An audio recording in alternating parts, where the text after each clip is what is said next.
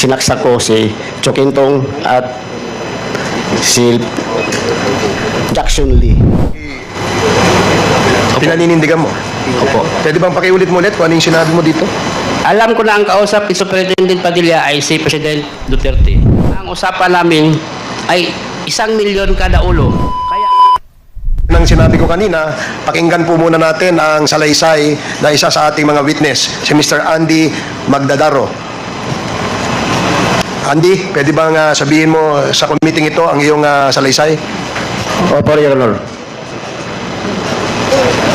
Sumpang salaysay po. Ako po si Fernando Magdalero, 56 taong gulang, Pilipino, citizen, hiwalay sa asawa, resident ng Davao City, sa kasalukuyang nakakulong sa Service Support Company Philippines Military Academy, Baguio City po.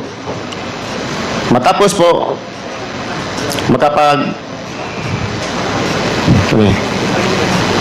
makapagpanumpa ng ayon sa batas ay malaya at kusang loob na papahayag ng mga sumusunod.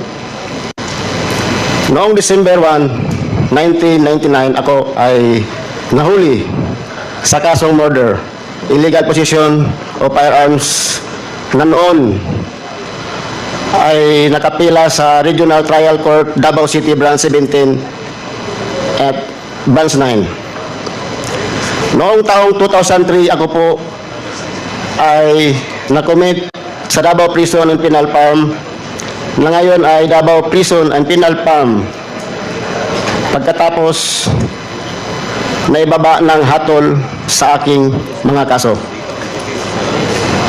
Noong unang linggo ng August 16, mga bandang tanghali, habang ako ay nasa Brigada 2, nilapitan po ako ni Leopoldo Tan ng kasama kong piso sa maximum security compound ng Davao Prison Penal Farm.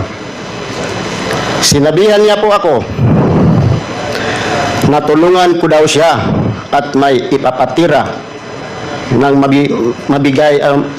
magbibigay daw sila ng kaunting halaga. Tinanong ko siya kung sino ang mga ipapatumba. Sinabi niya na 3 Chinese na nasa foreign ward area ng Davao Prison and Penal Farm.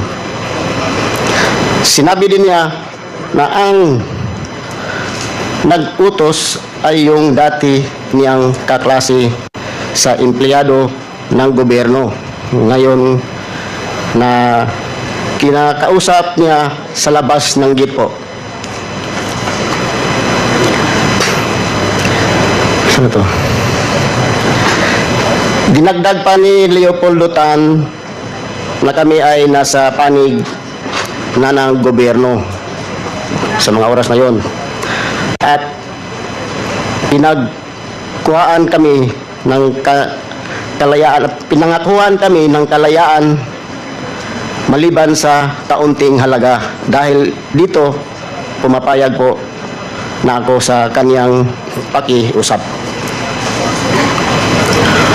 Noong unang August 10, 2016, kami ni Leopoldo Tan ay nag-surveillance sa foreign area ng Davao Prison and Penal Farm kung saan nakakulong yung mga Chinese na target namin.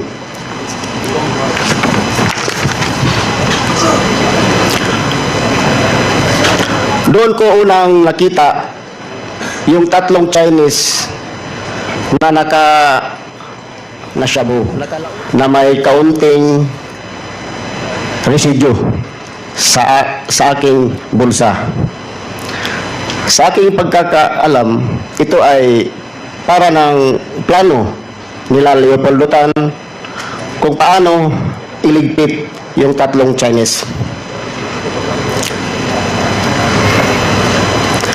Sa araw din na yon, at ako at si Leopoldo Tan ay sabay na pumasok sa Bartolina. silda size. Noong hapon, August 13, 2016, dinala ng mga taga Bucor yung 3 Chinese national sa aming silda noong unang araw na lang pumasok sa loob. Kaya pinalabas muna kami ni Leopoldo Tan at saka sila pinapasok. Pwede may tubig, sir? Wow, man. Page, pakibigyan nga ng tubig. Thank you, sir.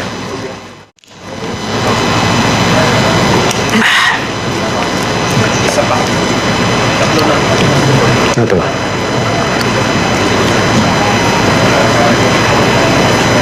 Sila size, no? Noong hapon na yun.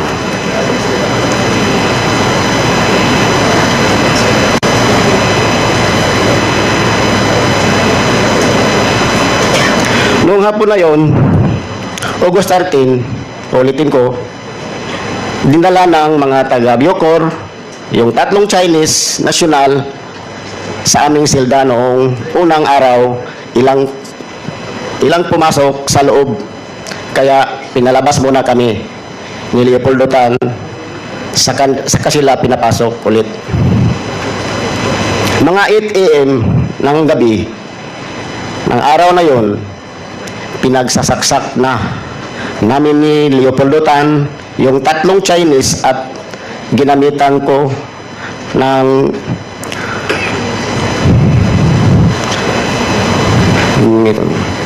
kuna ng panaksak at yung ibinigay ni Leo Pinkian na 29 balisong.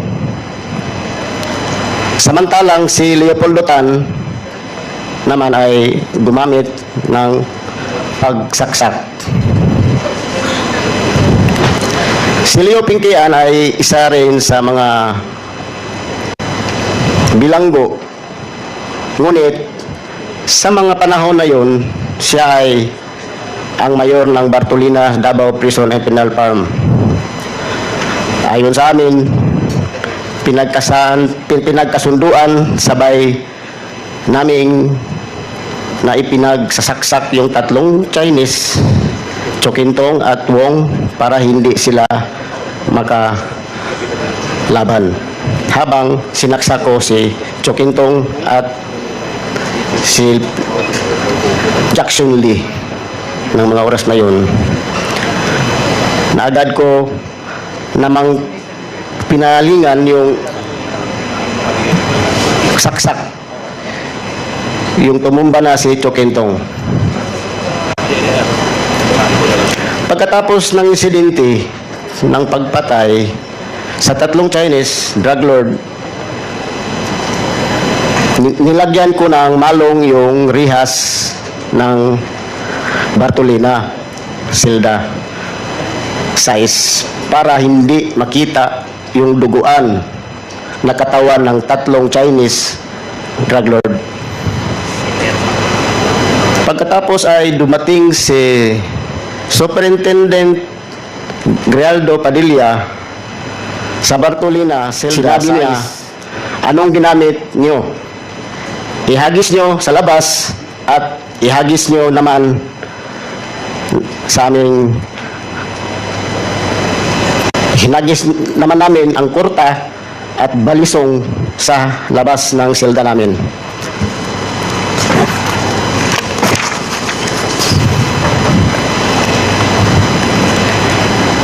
Nilabas namin sa silda ang kamay namin sa presohan.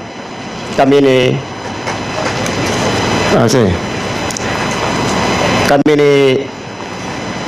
Sir Poro, pinalabas kami para dalhin sa IS Investigation Section. Kami ni Leopoldo Tan ay kinasuhan ng homicide dahil sa pagpatay sa 3 Chinese na agad aming inamin para matapos na yung kaso dahil sa aming pag-amin noong 2019 kami ay masintensyahan ng 3 counts at 3 years, 6 months, and 1 day. Pagkatapos ay 2 araw ng incident,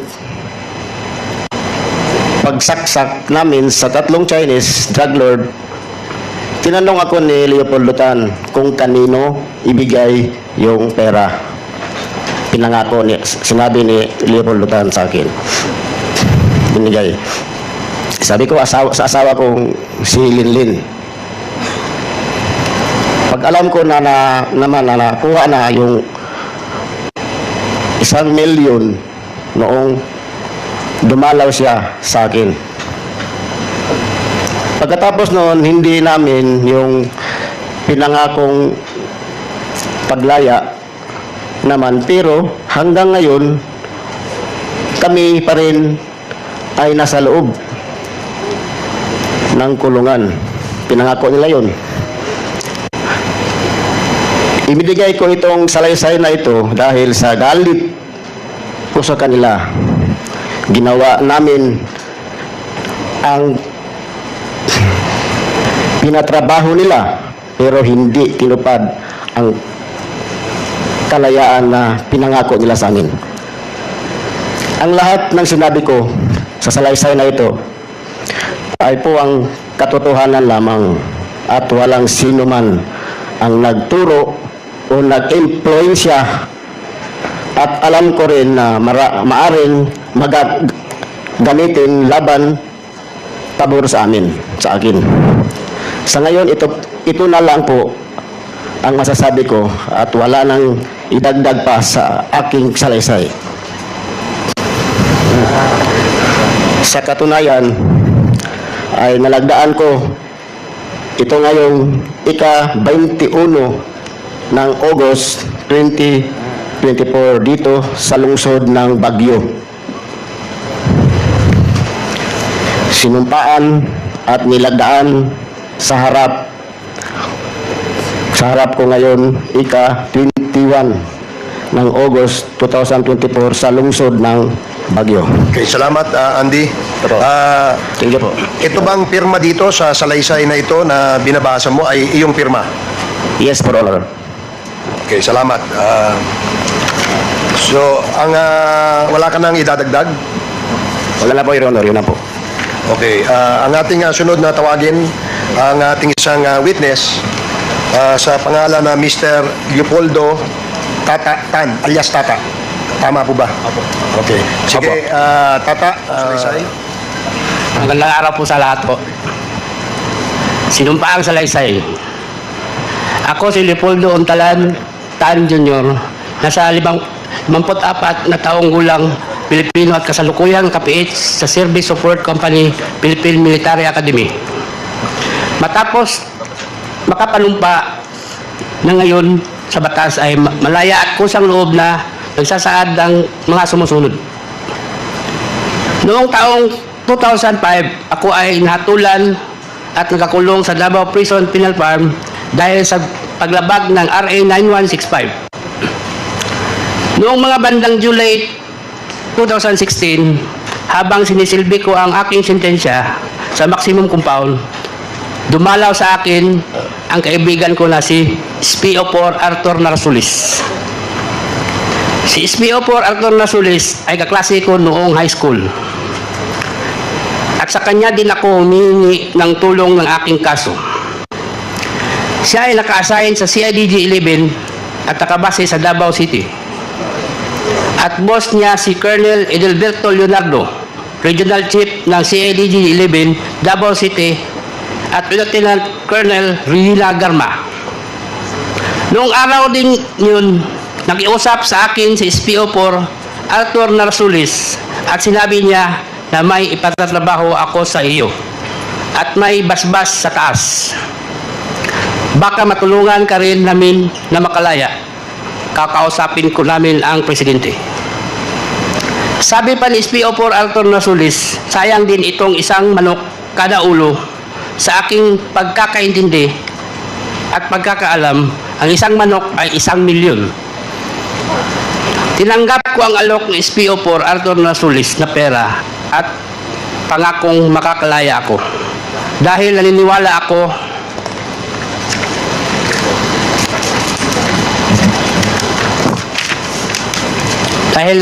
ako sa kapasidad at kakayahan ng boss niya na si Colonel Edelberto Leonardo na matutupad nila ang kanilang pangako dahil sa malakas sila sa taas. Tinanong ko kay SPO4 Arthur Nasulis kung sino ang mga tatrabahuin at pinakita niya ang isang kapirasong papel na naglalaman ng mga pangalan ni na Chukintong at Jackson Lee. At sinabi pa ni SPO4 Arthur Nasulis na 3 sila, ngunit yung isa na may pangalan na Peter Wang ay darating mamayang gabi dahil manggagaling siya sa ibang kolonya. Nagpakita pa si SPO4 Arthur Nasulis sa akin ng isang papel na naglalaman ng iba't ibang pangalan ng 32 na Chinese drug lords na nakapiit sa iba't ibang kolonya. Sinabi pa ni SPO4 Arthur Nasulis na ang mga Chinese na mga ito ay drug lords at galit ang presidente sa kanila. Kinabukasan at sa mga sumusunod na araw, nagmanman ako at nagtanong-tanong ako tungkol sa 3 Chinese drug lords. At nalaman ko na ang mga ito nakakulong sa foreign ward na bakod ang pagitan sa amin at may barbed wire pa. Kaya isang gabi, tumawag ako kay Arthur Nasulis at sinabihan ko na mahihirapan ako na kunin yung 3 Chinese drug lords kasi nakabukod sila. May bakod at may barbed wire pa. Sinabihan ako ni SPO4 Arthur Nasulis na maghanap ako ng kasama ko para sa trabaho sa 3 Chinese drug lords. Ibabartolina na lang kami at doon na namin isasagawa ang pagpatay.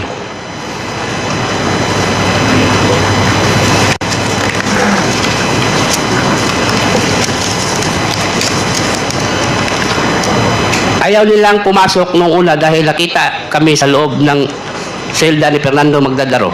Dahil dito, inilipat muna kami. Excuse me, sinusundan namin ng iyong affidavit, no? Parang hindi kasama itong pahinang ito. Pwede bang malaman kung kasama ito sa iyong itong number 14, page 3? Page 3, para lumabas ka. Page 4 na siya eh. Number 14. Paki 13. Wala siyang page 2 siguro. Hindi niya nabasa yung page 2. Dumikit. Dumikit lang. Dumikit. Number 14. Galing sa 13, di ba? Dumikit lang. Paki-check mo nga ulit kung yan na kasama sa iyong salaysay. Opo. Kasama ba yan? Kasama po. Pakisagot mo lang. Yan bang pahinang yan ay kasama sa iyong sinumpaang salaysay? Kasama po. Okay, sige. Pwede mo nang ipagpatuloy. Ako na kinausap si Fernando Magdadaro, nakasama ko din na bilanggo sa Davao Penal Farm and Prison Farm. Si Andy ay kaibigan ko at alam ko na isa siyang trabahante. Sa sumunod na araw ay bumisita si SPO4 Arthur Nasulis at inausap kami ni Andy sa labas ng Davao Penal Farm. Dito binuksan ng gate officer ang control gate at nakita ko din sa gates si Superintendent Gerardo Padilla at tinapik pa ako. Noong papalabas kami ng gate, narinig ko yung isang empleyado sa pintuan napuntahan si Fortaleza, Major Fortaleza. Sabihin nyo na may dalaw siya, ang classmate niya na si Garma. Ang Garma na tinutukoy ay si Lieutenant Colonel Ruina Garma na sa pagkaalam ko ay taga CIDG. Kilala ko si Lieutenant Colonel Ruina Garma na karelasyon ni Art SPO4 Nasulis. Kinabukasan, nagkaroon ng search at pinalabas na may nakuhang sachet ng shabu sa aking bulsa. Dahil dito, ako ay dinala sa Bartolina Silda 6 kung saan nakasama ko si Fernando Magdadaro na nakuhanan din ng shabu sa bulsa. Sa loob ng Bartolina, lumapit si Jimmy Fortaleza at sinabihan ako ng, "Tol, trabahuin nyo yan. Hindi kayo pwedeng pumalpak. Habang nasa Bartolina kami, si Jimmy Fortaleza ang nagbibigay sa amin ng kanin, ulam, sigarilyo at coke. Pagkaraan ng 2 araw, dinala ng mga taga-Bucor yung 3 Chinese drug lords sa Bartolina, Silda 6.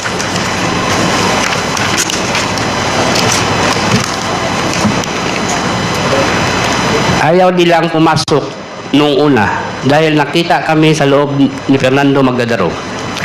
Dahil dito, nilipat muna kami sa Bartolina, Silda 4, saka pumasok ang 3 Chinese drug lords at pagkaraan ng ilang minuto ay binalik din kami sa Bartolina, Silda 6. Noong August 13 ng gabi, pinagsasaksak na namin yung 3 Chinese drug lords. Ginamit ko ang porta at pagsaksak at si Fernando Magdadaro naman ay gumamit ng 29 balisong sa pagsaksak. Ang korta at 29 balisong na nagamit ng palaksak ay binigay ni Leo Pinkian 1 araw bago yung insidente.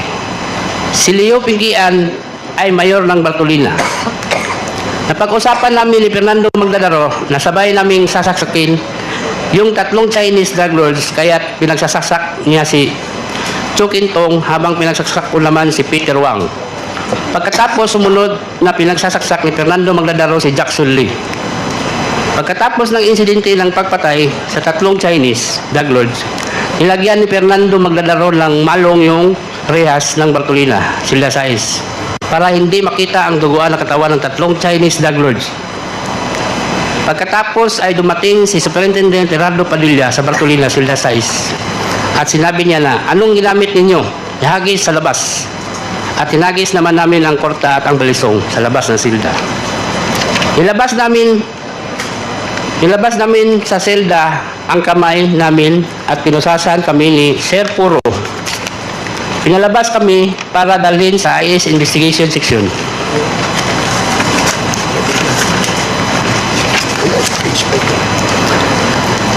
Habang naglalakad kami papuntang investigation section, tumunog ang cellphone ni Superintendent Padilla.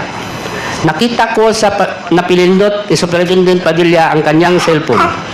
Nadinig ko na sinabi nung tumawag kay Superintendent Padilla, "Congrats Superintendent Padilla, job well done." Pero grabe yung ginawang dinuguan. Alam ko na ang kausap ni Superintendent Padilla ay si Presidente Duterte dahil pamilyar ko ang boses niya. Sandali lang, no?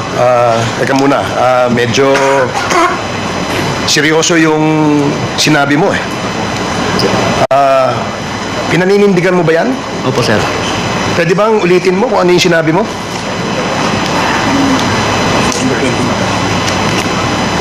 Habang naglalakad kami papuntang investigation section, tumunog ang cellphone ni Superintendent Padilla.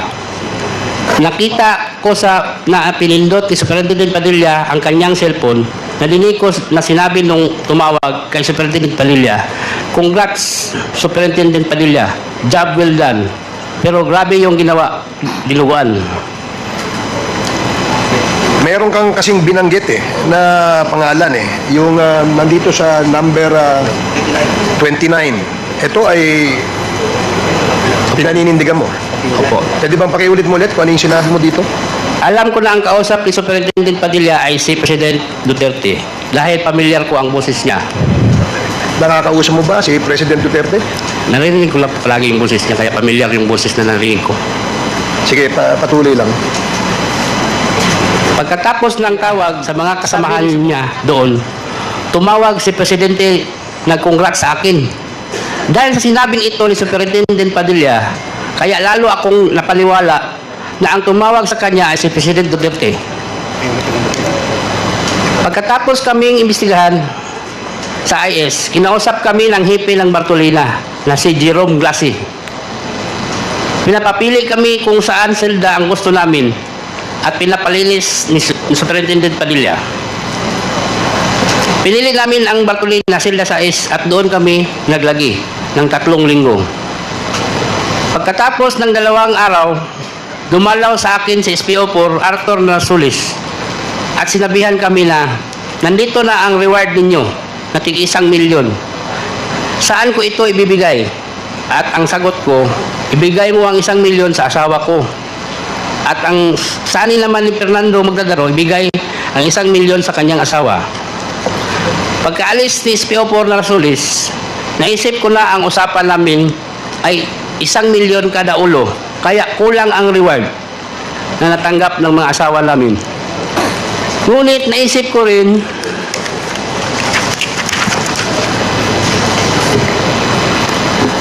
rin na isi-target lang naman at importante ay ang kalayaan namin.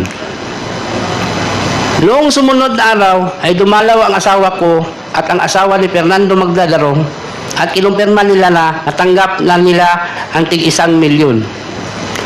Palagi kong tinatawagan si SPO4 Arthur Narsulis tungkol sa aming paglaya at ang palagi niyang sinasabi, mag-antay-antay lang kayo, makakalaya din kayo. Sabihan namin ang presidente. Naghintay kami sa pangakong yun hanggang matapos ang administrasyon, hindi kami tinulungan na lumabas. Hanggang sa pinaamin nila ang kaso ng pagpatay sa 3 Chinese drug at kinasuhan kami ng homicide.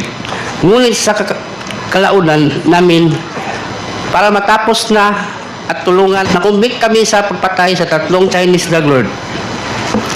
Ibinigay ko itong salaysay na ito dahil sa galit ko sa kanila. Ginawa naman namin ang pinatrabaho nila pero hindi naman tinupad ang kalayaan na pinangako. Ang lahat ng sinasabi ko ay sa salaysay na ito ay pawang katotohanan lamang at walang sino man ang nagturo o nag-impluensya. At alam ko rin na maaaring gamitin laban o pabor sa akin, sa ngayon ito ay na lang po ang masasabi ko at wala nang idadagdag pa sa aking salaysay. Bilang pagtotoo, lumagda ngayon, ika-21 Agosto 2024 ang lungsod ng Baguio. Maraming salamat. Okay, salamat Mr. Tan. Ito bang sa salaysay mo, pirma mo ito? Opo, Your Honor. Okay, meron ka pa bang idadagdag na Wala na po. wala ka nang dadagdag? Okay. Now, we will proceed with the interpellations from the members. Meron pong nagpalista dito sa atin earlier at ang una pong magtatanong ay si Congresswoman Jinky Jervil Luistro. You are recognized.